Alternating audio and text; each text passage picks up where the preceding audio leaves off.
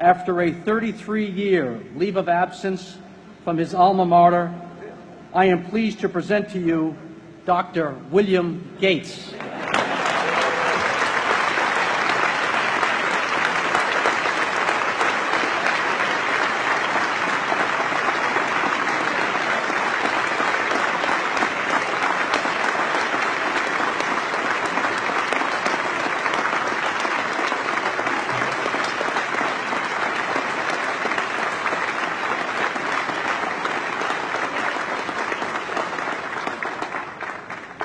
Thank you.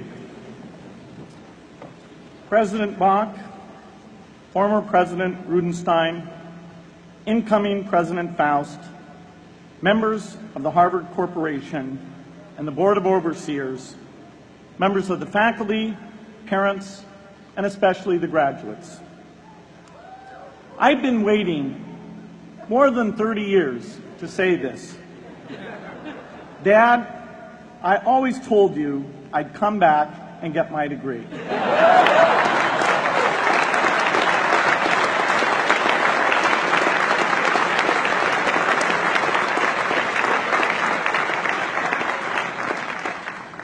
I want to thank Harvard for this honor. I'll be changing my job next year, and it will be nice to finally have a college degree on my resume. I applaud the graduates for taking a much more direct route to your degrees. For my part, I'm just happy that the Crimson called me Harvard's most successful dropout. I guess that makes me valedictorian of my own special class. I did the best of everyone who failed. But I also want to be recognized as the guy who got Steve Ballmer to drop out of business school.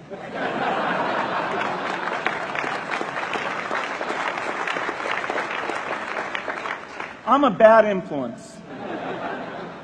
That's why I was invited to speak at your graduation. If I'd spoken at your orientation, fewer of you might be here today.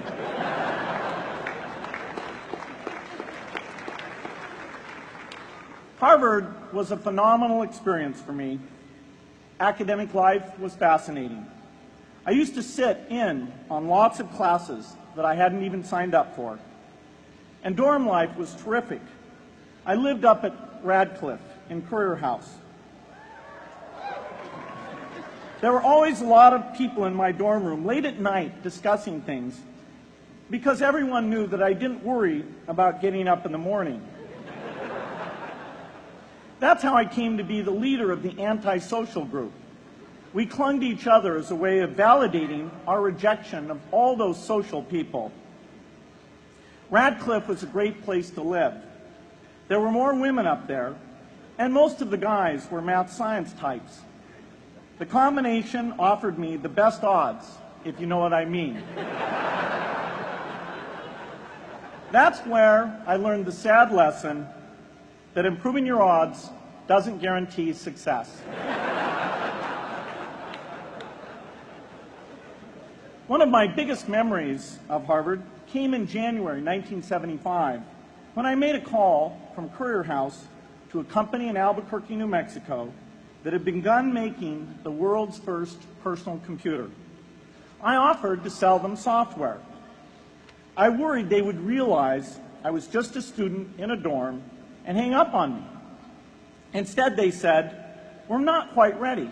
Come see us in a month," which was a good thing because we hadn't written the software yet. From that moment, I worked day and night on the extra credit project that marked the end of my college education and the beginning of a remarkable journey with Microsoft. What I remember above all about Harvard was being in the midst of so much energy and intelligence. It could be exhilarating, intimidating, sometimes even discouraging, but always challenging. It was an amazing privilege, and though I left early, I was transformed by my years at Harvard, the friendships I made, and the ideas I worked on. But taking a serious look back, I do have one big regret. I left Harvard with no real awareness of the awful inequities in the world, the appalling disparities of health and wealth and opportunity that condemn millions of people to lives of despair. I learned a lot here at Harvard about new ideas in economics and politics. I got great exposure to the advances being made in the sciences. But humanity's greatest advances are not in its discoveries, but in how those discoveries are applied to reduce inequity.